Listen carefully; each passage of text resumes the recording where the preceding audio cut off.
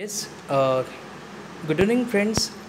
Today we are going to discuss about the knowledge engineering. In last lecture, we already discussed the artificial intelligence, the applications, advantages, disadvantages, and the different heuristic, non-heuristic, and searching technique of a artificial intelligence. But in this unit, we are going to discuss about knowledge engineering. Here we are going to discuss about what are the different representation techniques of a knowledge, that are strong phyla structure and weak phyla structure.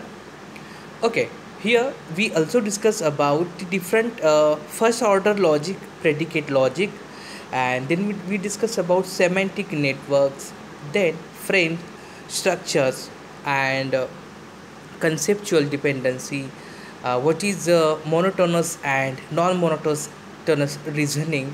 So these are the few things which we are going to discuss in this unit. So what is knowledge and what is knowledge engineering? In general term, what we say that knowledge, it is a database, or knowledge, it is what we can say that we have information about that things. So this is the knowledge. If we say that computer engineer has the information about the computers and the different programming knowledges and coding, so this is term up to the knowledge. But what is knowledge engineering? The humans are best at understanding, reasoning, and interpreting the knowledge.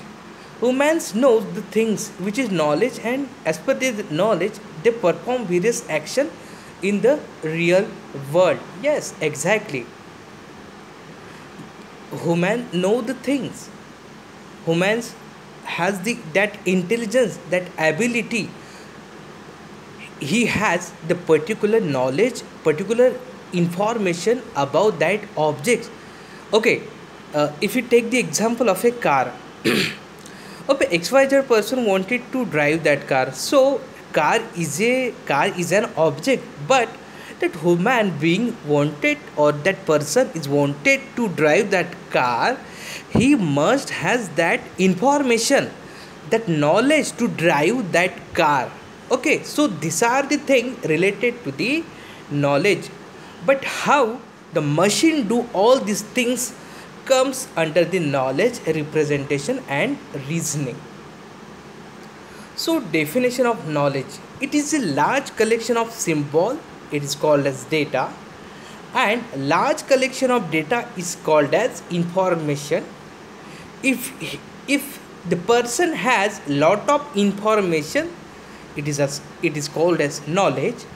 If you have a lot of knowledge, then you are an intelligent. If you are an intelligent person, then you have wisdom. Okay, knowledge is defined as the piece of information that helps in decision making process. Intelligence can be defined as the ability to draw useful inferences from the available knowledge. So knowledge is an useful term to judge the understanding of an individual on a given subject.